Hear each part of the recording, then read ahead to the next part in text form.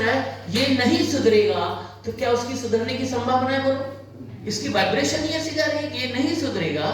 जैसा बोलोगे वैसा ही तो घटित होगा, जैसा सोचोगे वैसा ही तो घटित होगा। जैसा भी है, यदि थोड़ा ऊपर नीचे करता है, थोड़ा गड़बड़ करता है, थोड़ा पैसा भी करता है, थोड़ा ऊपर नीचे है, उसके बावजूद हमें क्या सोचना है? एक दिन आएगा ये जबरदस्त लीडर बनेगा रे, जबरदस्त तरीके से सुधरेगा रे।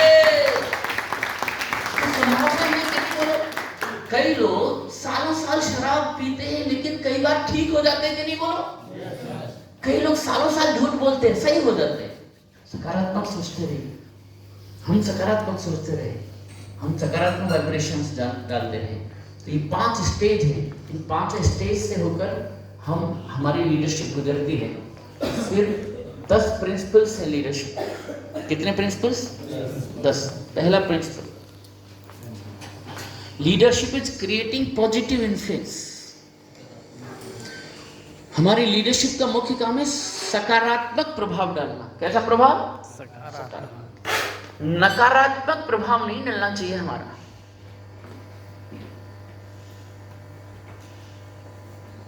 और खास तौर से मैं उनसे बात कर रहा हूं जब आप सफल होते चले जाएं, जब आपको स्टेज मिलने लगता है, जब आपको कार मिलने लगेगी।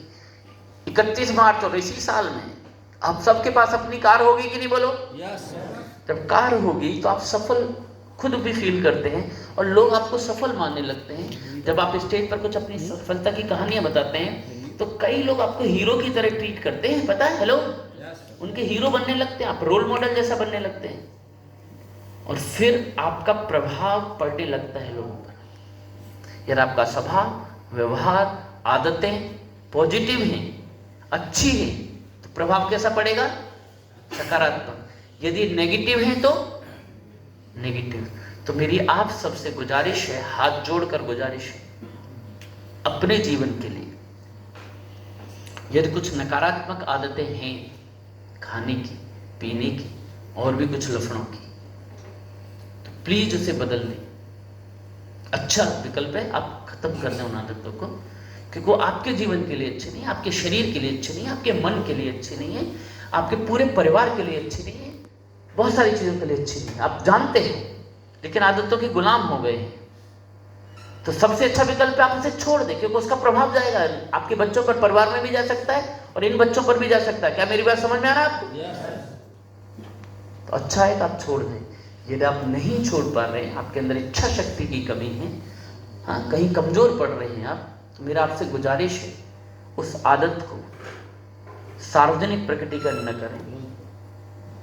अगर आप दारू पीते हैं तो दारू छोड़ दें, बेस्ट है।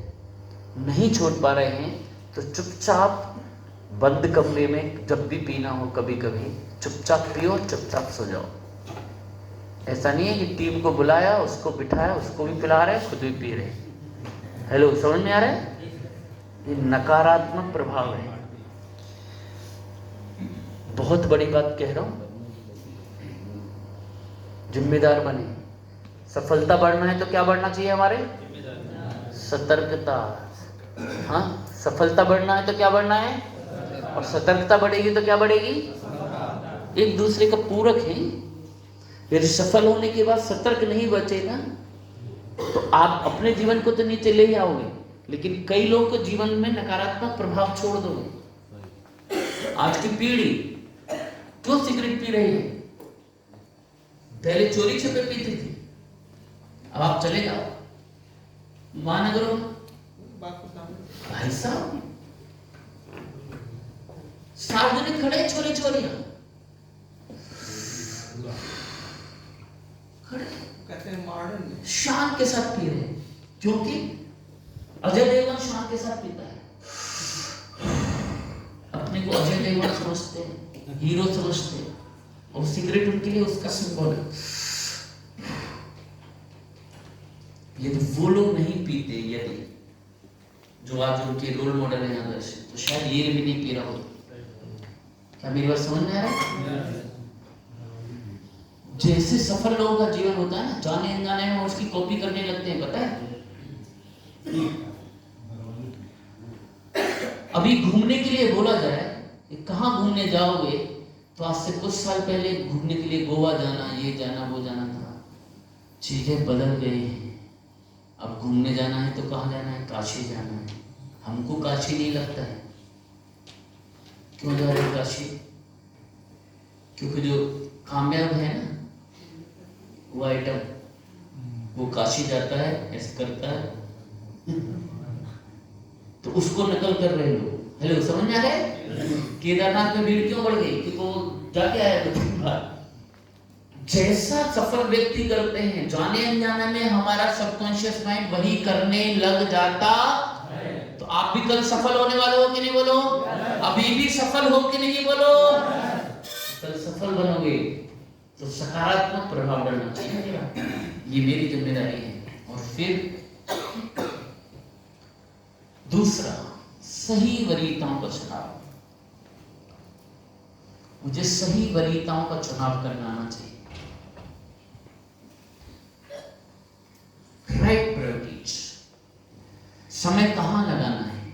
खामखा का एक मूवी देखने में या फिर फील्ड में? सीनियर के साथ मीटिंग है वहां, या एक क्रिकेट मैच देखने में 2020? ये प्राथमिकता। मैं खामखा की आदतों में मेरा समय और पैसा लगा रहा हूं, या फिर एक किताब खरीदने में और किताब पढ़ने में? मेरी वरीयता क्या है?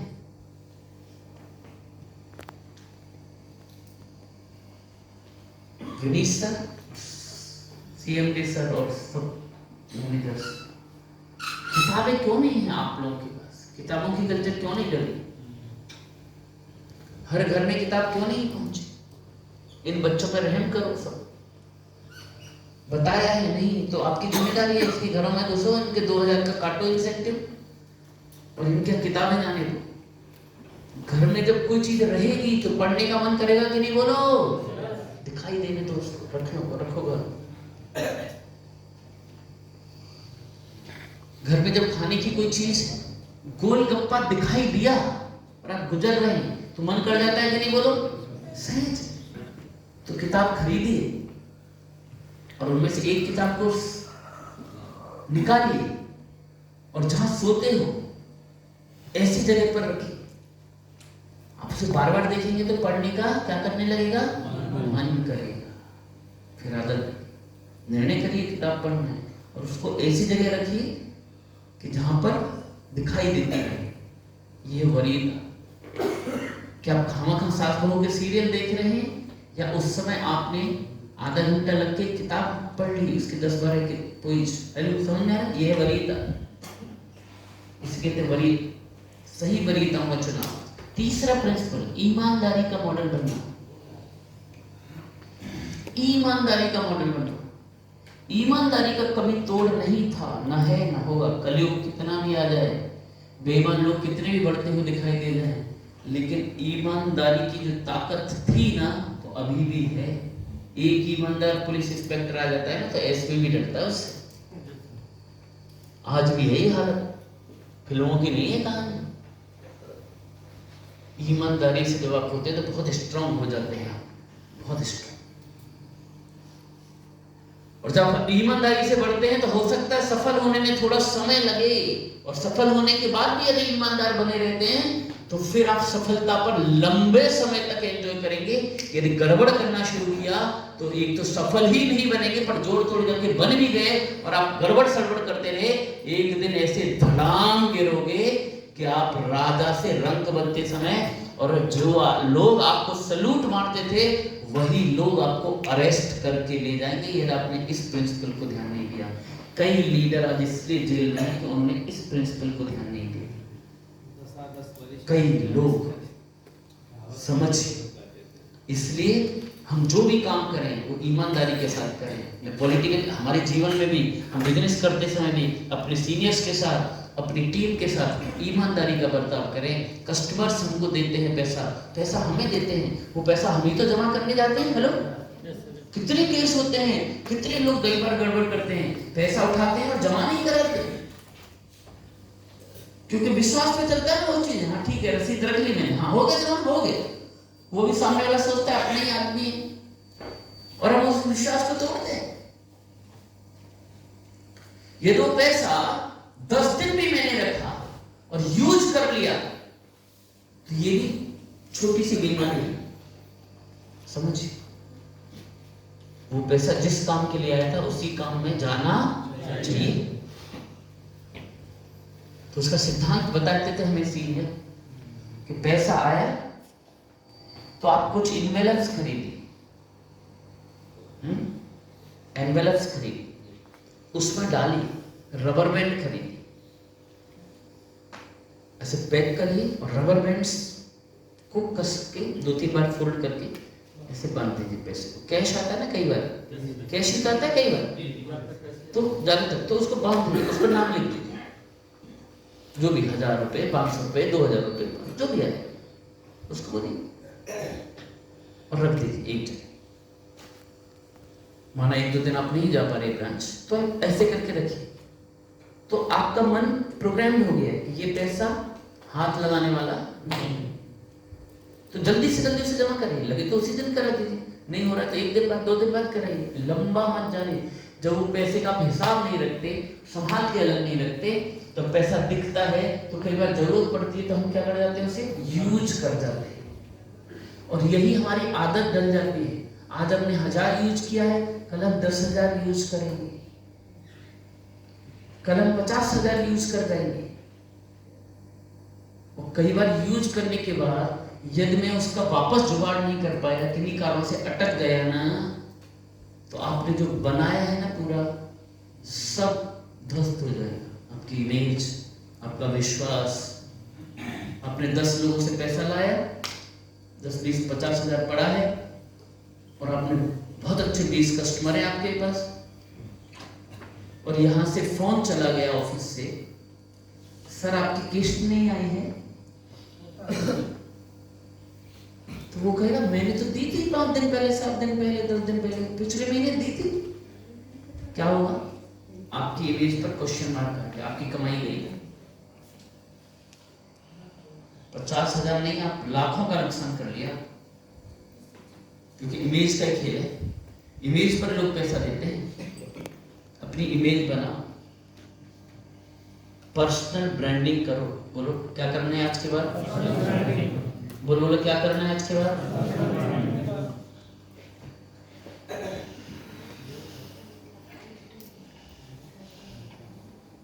एक शर्ट कितने में मिलती है मार्केट? हाँ, 400-500 में मिलती है, और 4,000 में मिलती है, 10,000 में मिलती है। एक फोन कितने में मिल रहा है? कितने का है? 19,000 का है। और एक फोन कहाँ गया? कितने का है? ये 19,000 का है, ये 90,000 का है। 19,000 इतना डिफरेंस होगा? ज्यादा भी हो सकता है, प्लस भी हो सकता है, बट मैं तो उदाहरण 1990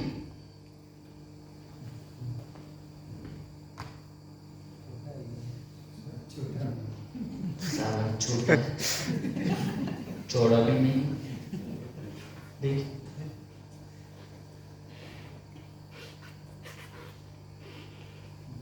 पूरा सेब भी नहीं है, सारा कतरा हुआ है। That is called branding. That is called branding. ऐसी इमेज बनाए मार्केट में कि आपने जो कहा वो समझो हुआ, किसी को डाउट नहीं होना चाहिए।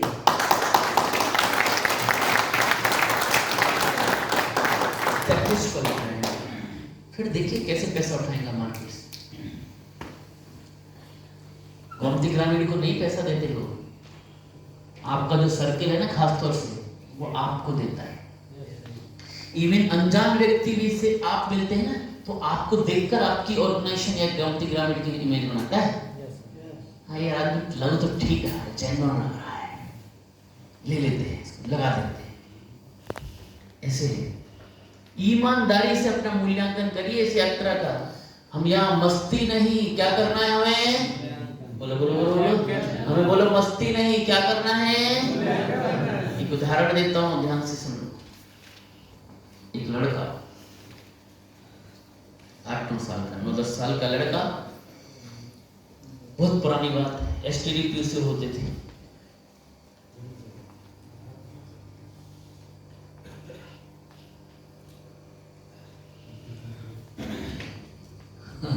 एक लड़का 9-10 साल का पीसीओ पे गया, फोन कर,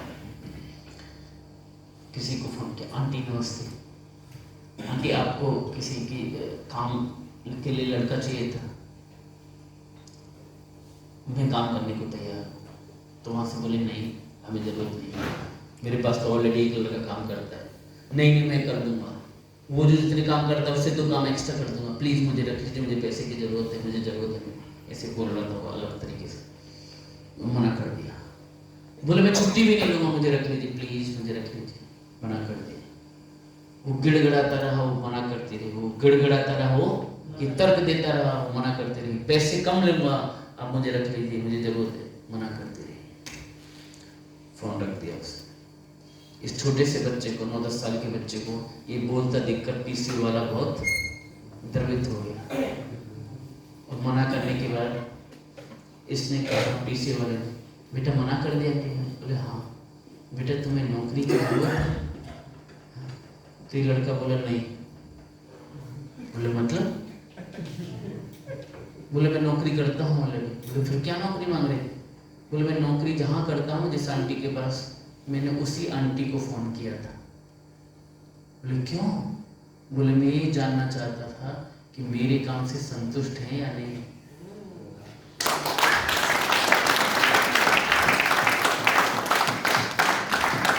मेरे काम से संतुष्ट हैं या नहीं, मूल्यांकन करना चाहता था कि कोई कमी तो नहीं लग रही है उनको।